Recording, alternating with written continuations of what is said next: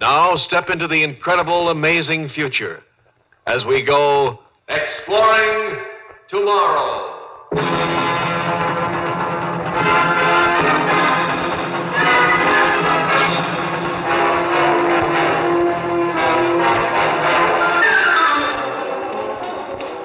And now here is your guide to these adventures of the mind, John Campbell, Jr.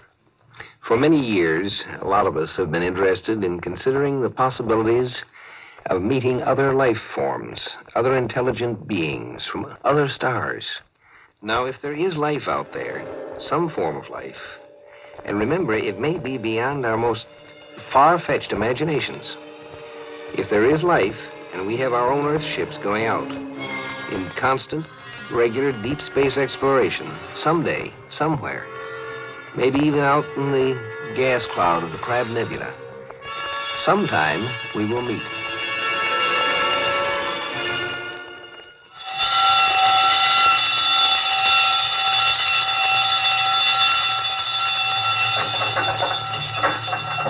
Step it up. Step it up, the scanner. Maximum. Maximum magnification. Maximum mag. More. Sorry, sir. Max is max. You see? Can you see? Now, visibly. Quarter it. Quarter it, sir. Step up the scanner. Step it up. Don't you understand? I've got to see.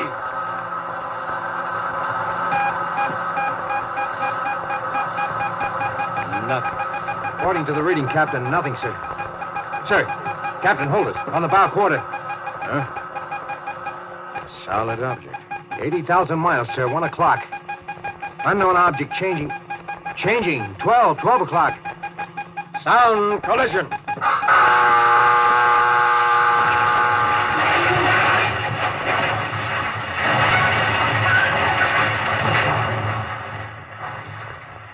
Make ready, Mr. Dort. Now hear this. The captain will now address the ship. First, you've heard the collision alarm. You will all now take action stations. Man all weapons. Condition of extreme alert. Red. I repeat, red in all departments. Instrumentation tells us there is an unknown solid object less than 80,000 miles dead as we go. There is a locator beam on us. I repeat, there is an unknown locator on us, giving us unexpected feedback echo. Men, we are not a warship. May the Almighty be with us. That is all. Mister? Nothing, sir. Now I see nothing on the busy place. But radio locator. Here, look at it, sir. Up and down, up and down. Something monstrous. Monster in size, sir. Making lunatic dashes toward us. At collision speed. Then skipping away at the same fantastic speed. We are not a warship. Here it comes. Here it goes away again. All on radio locate. On busy plate by eye, nothing. Can't detect a thing. How many solar systems in our galaxy? How many? How many planets fit for life? And how many kinds of life could there be? If this ship isn't from Earth, and it isn't, it has a crew that isn't human. And things that aren't human but are up to the level of deep space travel in their civilization could mean anything. Yes, sir. Something like this has been talked about and speculated about for years. Mathematically, it's been an odds-on bet that somewhere in our galaxy there'd be another race with a civilization equal to or further advanced than ours. Nobody could ever guess where or when we'd meet them. And it looks like we've done it now. Well, do you suppose they'll be friendly, Captain? Thank the Almighty for the blasters. Here they come in for us fast again, sir. Oh, Pulling away again. Yes, I can read the beam. if you'll pardon, sir, the blasters are for meteorites, sir. They were they, designed as space weapons? They can serve as pretty good ones. Because we don't know what they're like, you fool! And we can't take a chance. We can't trust them the fraction of an inch. Sure, I know. Let's try and find out all we can about them. Let's meet. Let's try to be friends with that ship out there. Well, we don't. And you realize why? Because they have locators. Because they might trace us all the way back home without our knowing it. And we can't risk a non-human race knowing where Earth is unless we're sure of them. And how can we be sure? Do you know, Mr. Dort? Do you know, Mr. Dort, with your sentimental Polly and a slush pile that calls itself your brain, your mind? Unidentified object retreating against our locator, sir. Back and forth. Back and forth, the game goes on. They're afraid. We're afraid. Oh, sure. They could come to trade, of course. Import, export. That wouldn't hurt. Or maybe these creatures will be aesthetic marvels, nice and friendly and polite, and underneath the Tojo type. But am I going to risk the possible future of the human race on a guess that it's safe to trust them? The one thing I won't risk is having them know how to find Earth. Either I know they can't follow me or I don't go home. Well, they'll probably feel the same way. Ready to ship for supplemental command. There, sir. By sight, on the busy plate. I see it. For the first time by eye. It's a small... No, sir. It's bigger and bigger. bulb. Bulbous shape, like a pear. Headed for us at extremely high acceleration, sir. Hard about. Hard about, sir. Put us about. Put us about. He's crossing the T. Dort, patch me a relay. Put a relay key to the blasters. Direct to the blasters under my hand. This is the captain. Ready, blasters. Collision course with unidentified space object. Maximum power. Ready, blasters, section 1. This is it, men.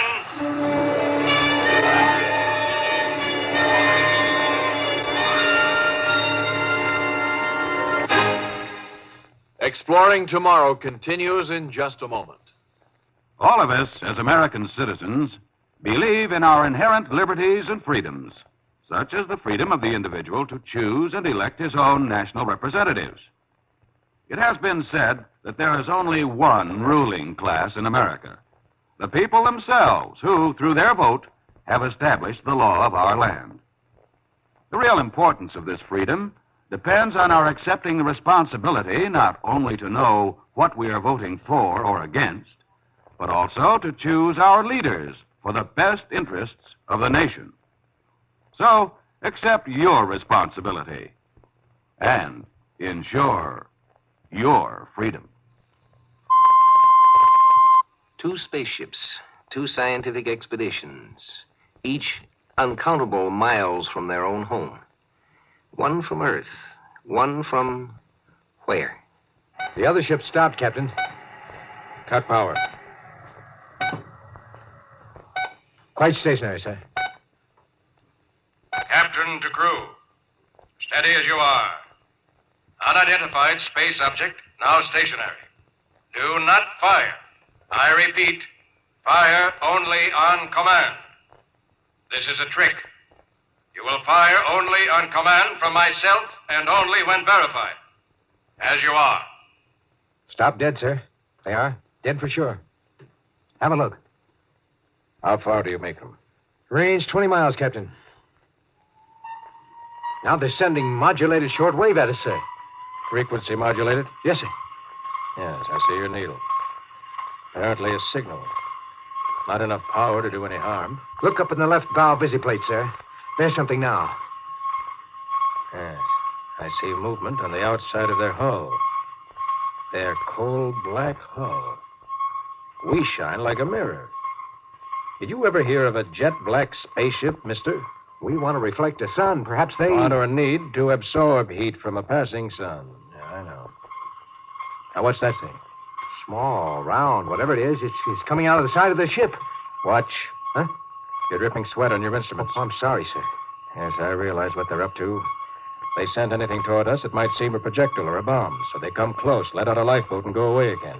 Figure we can send a boat or a man to make contact without risking our whole ship, too. Captain, that means they think... Pretty much as we do.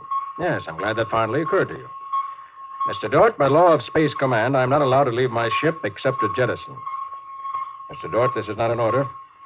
No, sir. And would you care to go out and look the thing over, whatever it is? The alien ship continued to retreat. 40, 80, 400 miles. It came to a stop and hung out there, waiting. Earthman Tommy Dort, climbing into his atomic-driven spacesuit inside the airlock, heard this mileage report and felt safer, but just a little bit safer. For if the unknown black space intruder had stopped its retreat at 400 miles, he reasoned it might not have weapons effective at a greater distance. But Tommy felt lonely and a little expendable, speeding toward that tiny black dot which hung in the incredible brightness of the star gas. 4,000 light years from his wife and family and home. Speeding toward that tiny black spot, the only solid object he could see in all this glowing space. And then he landed. It was a slightly distorted sphere, not much over 6 feet in diameter.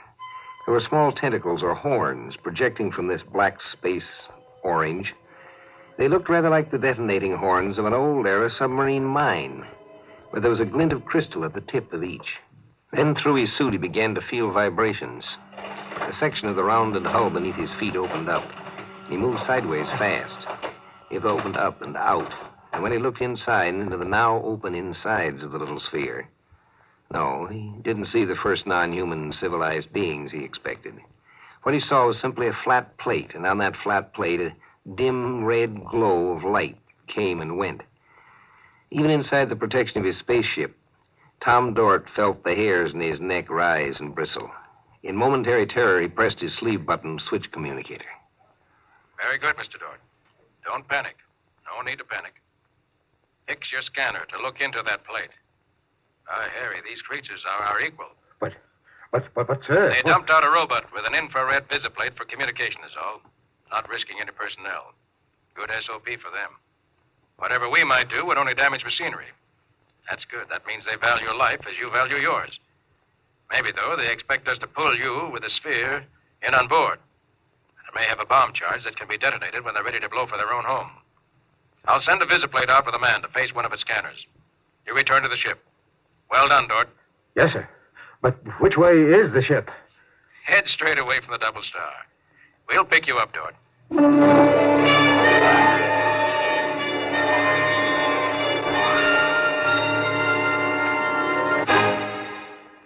A tiny black bulbous robot floated in space between two spaceships, ours and theirs. It represented a culture, theirs, which was at least up to ours. Now our two races could be friends. We could also be deadly enemies. We were a monstrous menace to them, and they to us.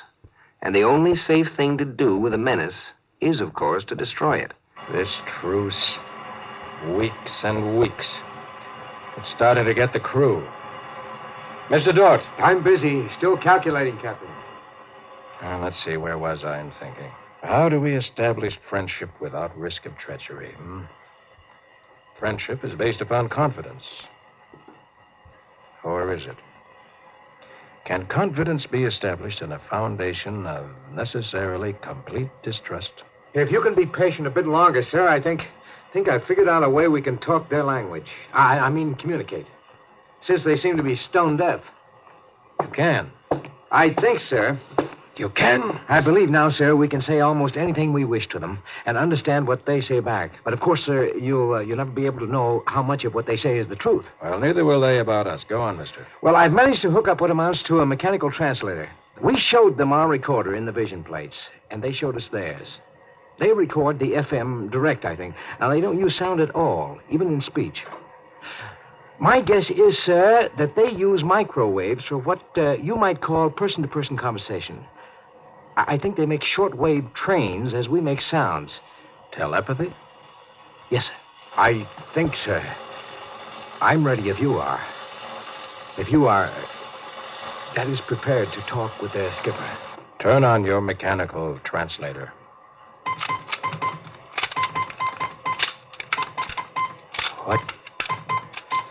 What shall I say to them, Dort?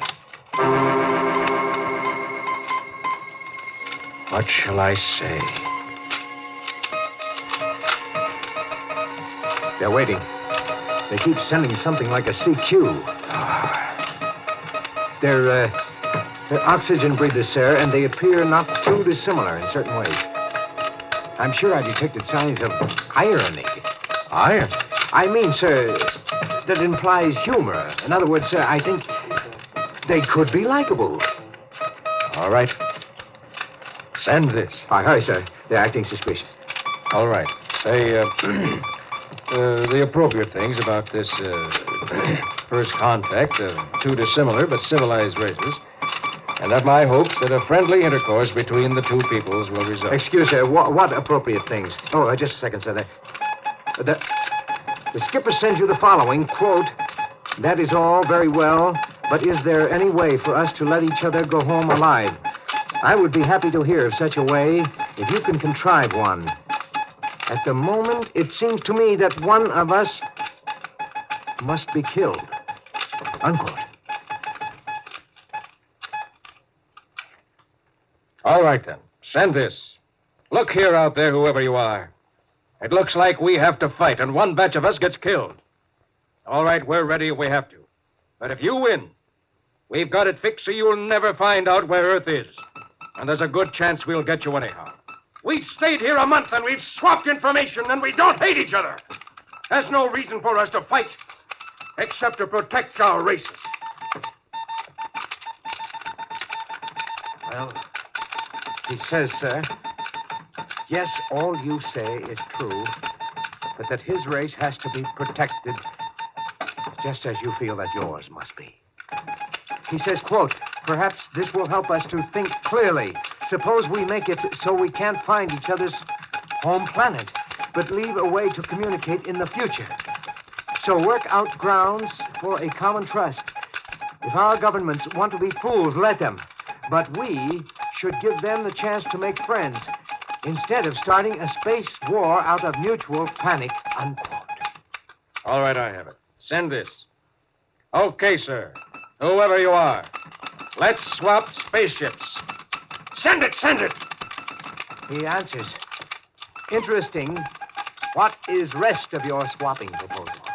Send this. Swap ships and crews. I remove all star charts and anything else evidential. He removes all his navigational records. We train each other's key crewmen, and I go for home with my crew and his ship. He goes for home with his crew and his ship. That's my proposal. Tell him that's final. If he refuses, I'll blast. Hold on, please, sir. He says, accepted. He says, accepted. With one proviso that we arrange to meet here at this star fix in exactly one astronome of the double star. Agreed. To us, that'll be a year. Send it. Now hear this. Now hear this. On signal, prepare to abandon ship. We sail for home as soon as we have learned to man controls of unidentified space object. And good Godspeed to us all. We will all see Earth again as soon as we are trained and we train them.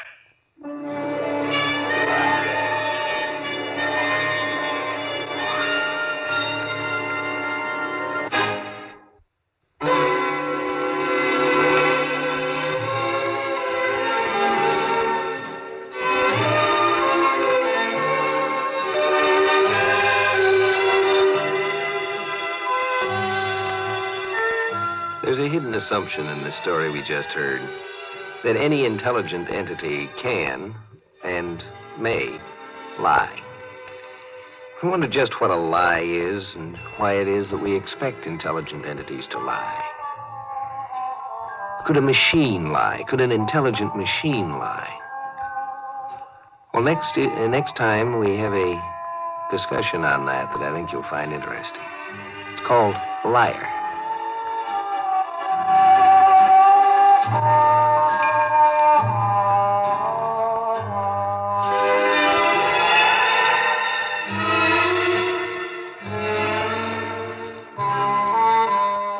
Join us for a fascinating adventure in Exploring Tomorrow. Heard in our cast tonight were Lon Clark and Lawson Zerbe. Script was by Murray Leinster, adapted by Peter Irving.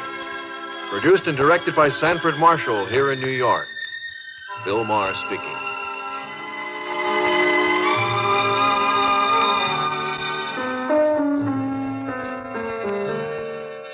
We pause now for station identification.